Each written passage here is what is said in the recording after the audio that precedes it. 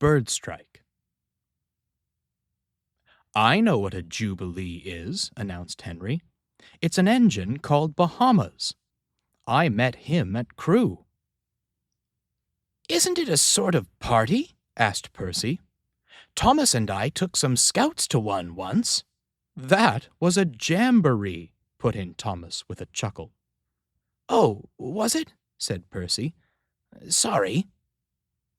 Gordon smiled. "Actually, it's a train," he said knowingly. "Flying Scotsman told me. The Silver Jubilee used to run from London in the old days." "But we're not London," objected Henry.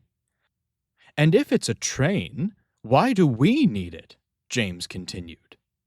"We don't," interrupted a well-known voice. "Our Jubilee is a golden one, because in 1995 it is 50 years since stories about us began to be in books. I thought it would be a good idea to celebrate." "It is a party!" squeaked Percy excitedly. The Fat Controller laughed. "Sort of, Percy," he agreed. "I haven't worked out the details yet, but you will all know about it in plenty of time."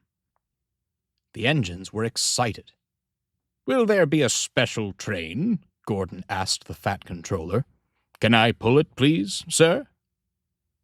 "Sorry, Gordon," said the Fat Controller. "There will be a special train, but I can't spare you, I'm afraid.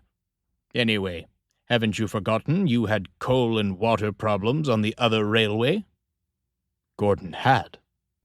"You remember Pip and Emma, though, don't you, Gordon?" the Fat Controller went on. "I have asked them to be my special train for the guests from London." Gordon puffed away. Near Henry's tunnel, the main line passed through woodlands, and the high branches of the trees were full of birds' nests. Often, great flocks of birds circled above the railway, and sometimes Gordon had noticed them feeding in the fields nearby. Today, the birds were much closer to the railway than usual. "Poop, poop," whistled Gordon as he approached a farm crossing. Startled, the birds rose together in a thick black cloud. They swooped across the line in front of the train.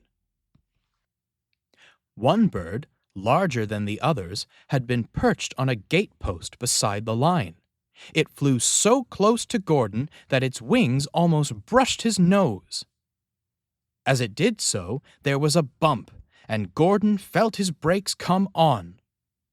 "Why are we stopping?" Gordon asked his driver.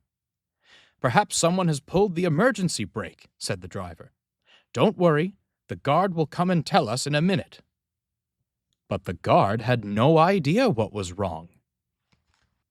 "There must be a leak in the brake pipe," said the fireman.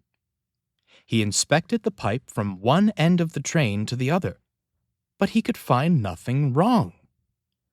"I can't understand it," said the driver, scratching his head.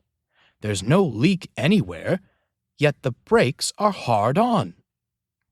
"It was just when those birds flew across," said Gordon. "One nearly hit me, and there was a bump." "Just a minute," interrupted the fireman. He looked quickly at Gordon's front brake pipe.